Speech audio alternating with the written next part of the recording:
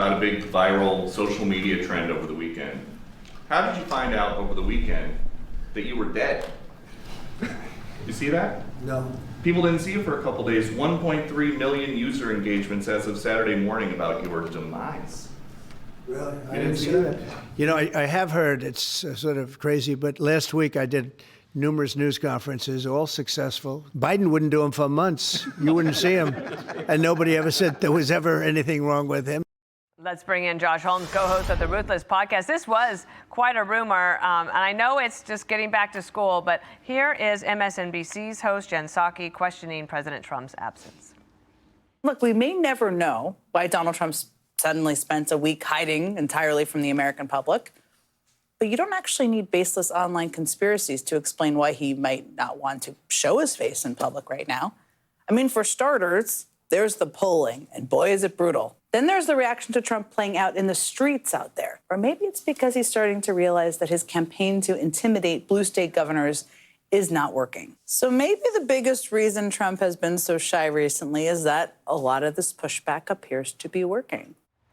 I know they have to come up with something, Josh, but President Trump last week did a 3.5-hour cabinet meeting, and the press was there the entire time.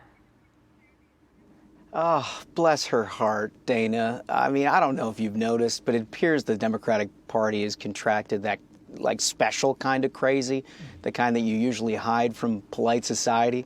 They don't need campaign plans. They need therapy at this point. I mean, the idea that President Trump has any health problems whatsoever. I mean, you mentioned the cabinet meeting last week. It set the world record.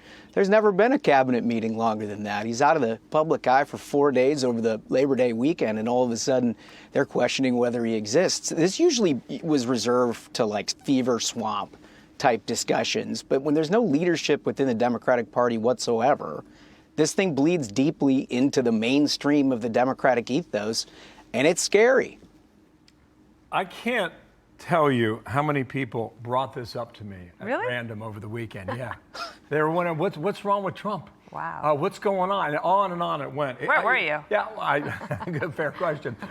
Here's Tim Walz. I mean, maybe being a little sarcastic, maybe not. I mean, decide for yourself. You get up in the morning and you doom scroll through things, and although I will say this, the last few days you woke up thinking there might be news. Just saying. There will be news sometime, just so you know, there will be news. 6 days without a big public appearance, and this is what we get, Josh. Bill, he's limited, as my mom used to say. He's not working with a full bag of tools by any stretch of the imagination. You know, but the whole thing takes a little bit of a darker side when you hear what Tim Walz is saying. I mean, this is his party's vice presidential nominee last year. And part of it's joking, part of it, you know, it's a bad sense of humor, but you also get the impression at some level that there's some sort of, like, wishing that something would happen to the president of the United States, which is disgusting, right? And this is the kind of thing that previous presidents, we would react. I mean, there'd be a Secret Service call for crying out loud. But this is, like I said, is bled deeply into the mainstream of the Democratic Party, where these crazy conspiracies are all of a sudden part of their messaging plan. Not only that, Josh, but it seems to me that in some ways their only hope is that Trump at one point one day won't be around, and that they can maybe start fresh from there. It seems like it. I mean, they certainly haven't had any luck defeating him, and his policies are very popular. He's getting an awful lot done. There's no leadership within the Democratic Party. There's no messaging. There's no, case to the American public that you can do it better than what President Trump is doing whatsoever. So they are literally reduced to doom-scrolling X to try to find what the conspiracy of the day is. You know, I got to be honest with you.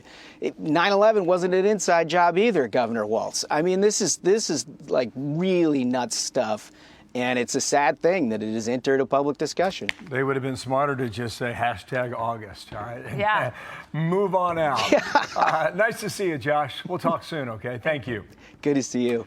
I'm Steve Doocy. I'm Brian Kilmeade. And I'm Ainsley Earhart. And click here to subscribe to the Fox News YouTube page to catch our hottest interviews and most compelling analysis.